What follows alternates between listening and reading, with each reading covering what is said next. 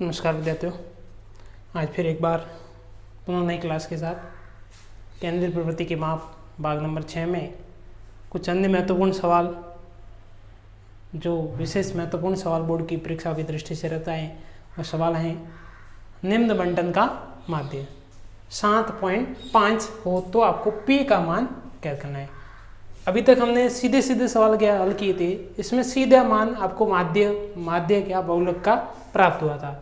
लेकिन आज के सवाल में आपके पास में माध्य का हल जो करके दिया हुआ है 7.5, तो आपको P का मान जो अज्ञात मान है इस सारणी के अंदर एक मान आपको बारंबारता के अंदर अज्ञात है, मतलब ज्ञात नहीं है, उसका मान हमें ज्ञात करना है। तो देखेंगे सबसे पहले सवाल किस श्रेणी का है, पहले तो ये देखेंगे। तो ये जो सवाल है वो अवर्गीकृत श्रेणी का है, क्योंकि दोनों कॉलम आपके सिंगल संख्या के रूप में दिखाई दे रहे, तो अवर्गीकृत श्रेणी का है। तो आपको x का कॉलम बनाने की जरूरत नहीं पड़ेगी, क्योंकि ये क्या है, माध्य। और माध्य के लिए आपको सबसे पहले कौन सा कॉलम बनाना पड़ता था, x और f दोनों दिए होंगे तो सीधा fx बनाते थे, और अगर वर्ग माप देते थे तो पहले x निकालते थे, उसके बाद में fx बनाते थे। तो हमारे पास में यहाँ पे x और f दोनों देने पर आपको क्या बनाना है, f और x। f और x का मतलब f और x का गुणा, तो x और f का गुणा करेंगे तो कितना आया, 3 और 6 का गुणा 18, 5 और 8 का गुणा 46, 7 और 15 का गुणा 105, 9 और 5 p का गुणा 9p, 11 और 8 का गुणा 88 और 13 और 4 का गुणा 52 प्राप्त हो गया। इस प्रकार से हमने इनका गुणा करके fx कॉलम का निर्माण किया। अब हमने उससे पहले क्या किया था बताइए, सबसे पहले f की जोड़ की थी, तो हम किसकी जोड़ करेंगे, सिग्मा f की। किसकी, सिग्मा f की। तो सिग्मा f की जोड़ करते देखेंगे, सिग्मा f की जोड़ करते देखो 6 और 8 14, 14 और 15 29, 29 8 37, 37 और 7 41 हो गई। संख्या को हमने जोड़ दिया। अब बसा कौन, p। तो p को हम जोड़ने के लिए प्लस में p लिखेंगे, क्यों, क्योंकि p का मान हमें पता नहीं है। तो इनको जोड़ करने पर हमें क्या प्राप्त हो, 41 प्लस p। अब हम किसकी जोड़ करेंगे बताओ, सिग्मा f x की। सिग्मा क्या है, योग का प्रतीक है, तो हम इनको जोड़ेंगे, संख्या को जोड़ेंगे, लेकिन ध्यान रखना इसको नहीं जोड़ेंगे। तो इसको प्लस में पहले से लिख देता हूं मैं, 9p ऐसे लिखे जाएंगे, क्योंकि p और 9 का गुणा होने पर ही जोड़ा जा सकता है। तो हम इनको जोड़ेंगे, तो 8 और 5 13, 13 और 8 21, 2 23, 23 का 3 हासिल 2, 2 और 1 3, 3 और 4 7, 7 के बाद में 8 15, 15 और 5 20 का 0 हासिल 2 लगी, 2 और 1 3 हो गए। यहाँ पे जोड़ते वक्त इस चीज को ध्यान रखना कि 9p इसके साथ में नहीं जोड़ेंगे, प्लस 9p लिखेंगे। तो इस प्रकार सिग्मा fx बन गया, और पहले बना वो सिग्मा f बन गया। हमने सिग्मा f की जोड़ की और सिग्मा fx की जोड़ की। अब हमें क्या निकालना है, माध्य जो है हमारा दिया हुआ है, तो हमें अज्ञात पद p का मान क्या करना है। तो हमारा माध्य कौन है,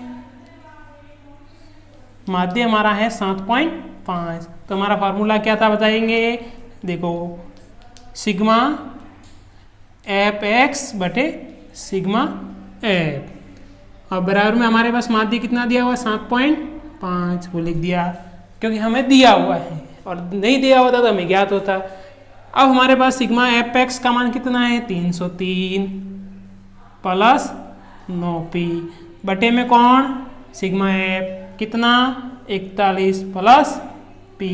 फिर आगे बढ़ते हैं, देखेंगे इस प्रकार आगे बढ़ना है आपको। बराबर में 7.5 है। अब 7.5 दशमलव हटाएंगे तो बटे में क्या लगाया, 10 लगाया, क्योंकि दशमलव था उसको हटा दिया मैंने। अब लगा दिया इस प्रकार से दशमलव हटा करके।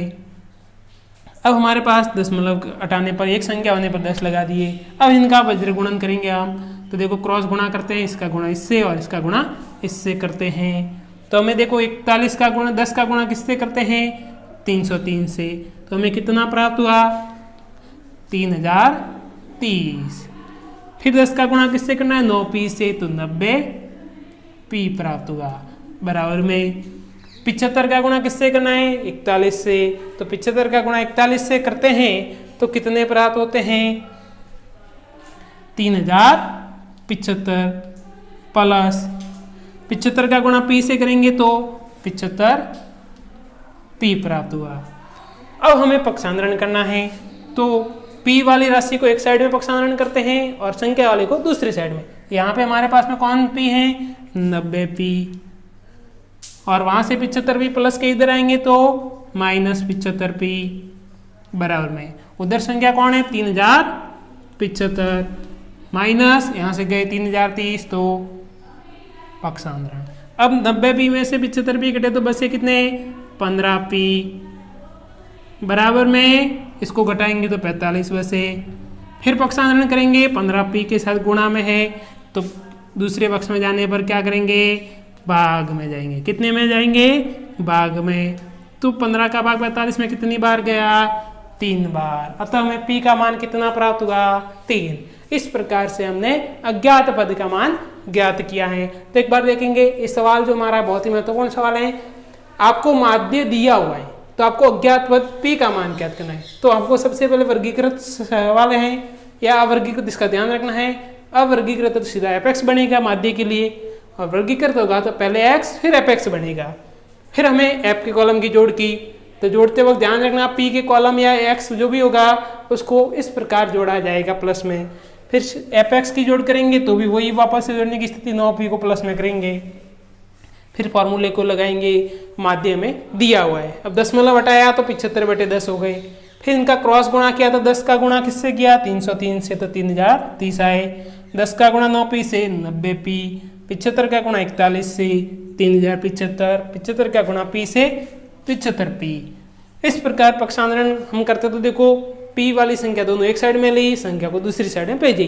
तो 90p तो पहले उसी घर में थे, 75p को पक्षांतरण किया तो माइनस हो गया, 3030 को भेजा दूसरी साइड में तो माइनस हो गए। 90p में से 75p घटाए तो 15p हो गए। उसके बाद p के साथ 15 में गुणा में है तो भाग में गए तो p का मान कितना प्राप्त हुआ 3 प्राप्त। इस प्रकार से हमने अज्ञात पद को ज्ञात किया। इसके बाद में कुछ और महत्वपूर्ण सवाल होंगे जिनको हम अगले टॉपिक में लेके आएंगे।